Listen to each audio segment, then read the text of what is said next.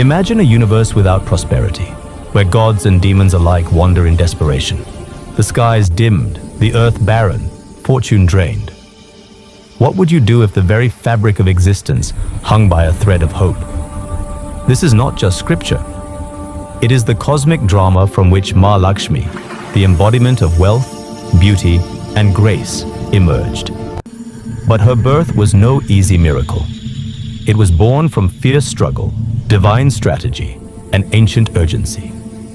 Welcome to the story of Samudra Manthan, the churning of the ocean, the moment the universe itself demanded its savior. Take a deep breath. Close your eyes for a second. Can you feel the ocean's pulse? The primal churn?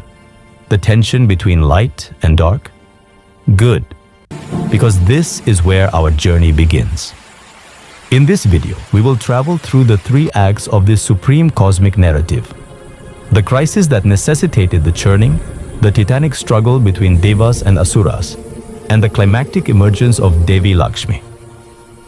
Along the way, we'll touch on deeper lessons about fate and free will, devotion and choice, abundance and union. Stay with me. By the end, you may never see wealth or devotion the same way again. Our tale begins when the sage Durvasa visited Indra, king of the gods, and offered a garland as a gift. In pride, Indra refused it, and in that insult, the sage was enraged. He cursed Indra and the Devas, declaring their power and prosperity would fade. This curse was no idle threat. It struck them like lightning. The Devas found themselves weakened, struggling to uphold even the simplest cosmic duties. Earth's rivers began drying, plants withered, stars dimmed. The universe was losing its Shri, its abundance. In fear, the Devas realized they had no weapon, no strategy powerful enough to reverse the curse's damage. They were sinking into void. And that's when the bold idea was born. What if the cosmic ocean itself held the elixir of immortality, the Amrita, the power to restore everything? But such a feat would require churning the ocean, an act beyond mortal means. Even gods trembled at the thought. In desperation, the Devas approached their eternal foes, the Asuras, the demons, and proposed a radical alliance.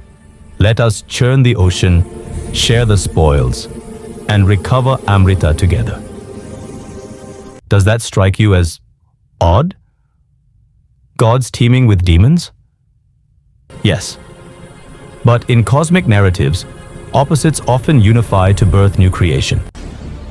The Asuras too were eager, for immortality, for power. So a pact was struck, but the challenge, how do you churn an infinite cosmic sea? What lever or rope could move such a mass? The gods and demons chose Mount Mandara as their churning rod, and the mighty serpent Vasuki as their rope. The mountain would be anchored. Who would hold it? And the rope wound. But Mount Mandara began to sink. In panic, they called upon Lord Vishnu, who in his boundless wisdom incarnated as the tortoise Kurma, rising under the mountain and supporting it on his shell. Thus, Lord Vishnu kept the churning rod stable. Vasuki the serpent hissed and steamed. The Devas held the serpent's tail. The Asuras held his head.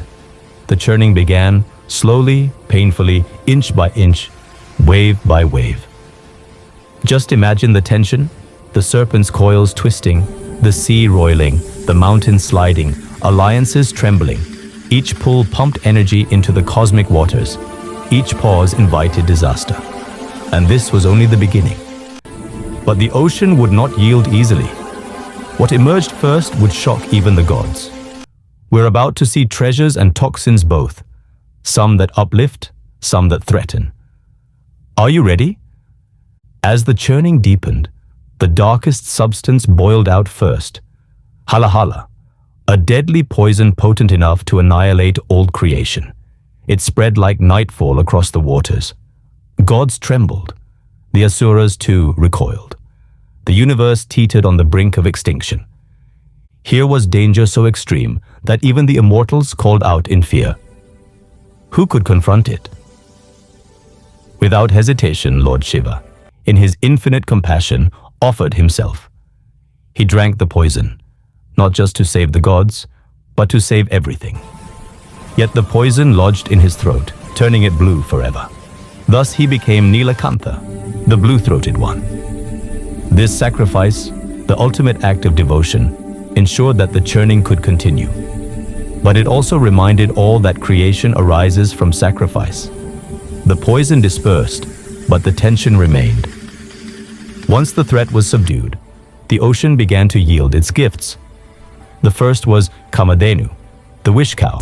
Next, the precious Kalpavriksha. Celestial gems, musical instruments, divine elephants, the radiant goddess Devi Lakshmi. One by one, the treasures emerged. Each arrival was met with awe and devotion. Picture this: the sky filled with golden gleams, celestial music, fragrances of incense, the perfume of flowers. The divine treasures glided out one after another, restoring faith in the cosmos's abundance. The Devas and Asuras gasped. Which gift would come next, and which perhaps would endanger the balance? In your life, when have hardships yielded unexpected blessings? Sometimes the very process that shakes us produces our greatest reward. But amidst the treasure came a final, ultimate emergence, the one everyone waited for, Maa Lakshmi rising in all her glory. Yet before that, there was one more pause, one final tension. The moment before birth is the steepest climb. What exactly happened in that instant when Devi Lakshmi emerged? And why did she choose Lord Vishnu above all? Let's move to the final act and unravel the crowning moment. In a swirl of foam, in a bloom of light, Maa Lakshmi rose from the ocean's depths, seated gracefully on a lotus. Her form radiant, her aura pure, she carried a garland of fragrant blossoms.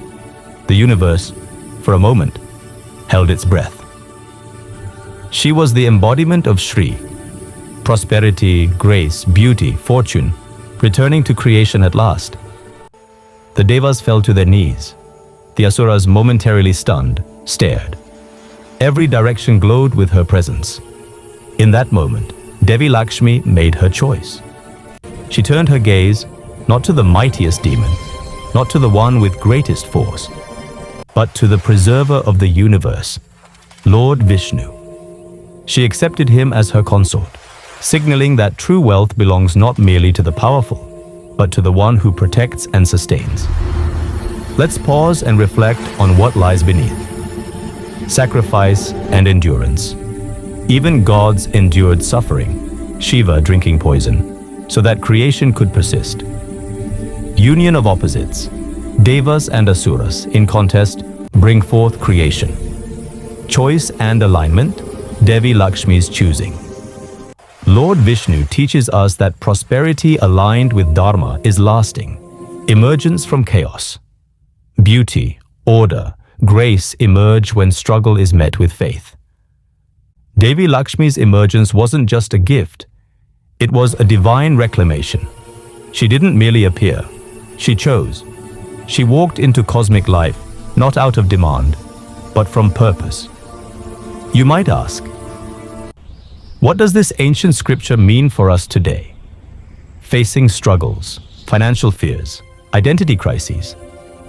When life seems drained, remember the curse of Durvasa. Sometimes neglect or pride drains us.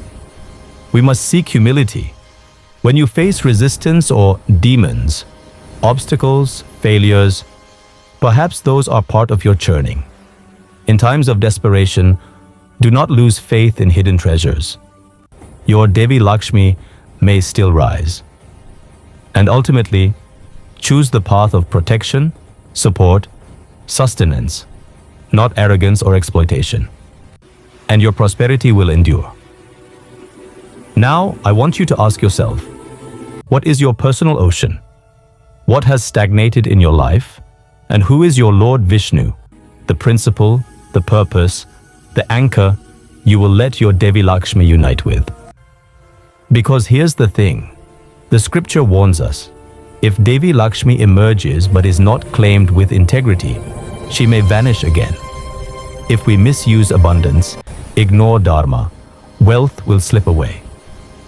The churning must continue internally, through discipline, devotion, sacrifice. Now is not the time to drift.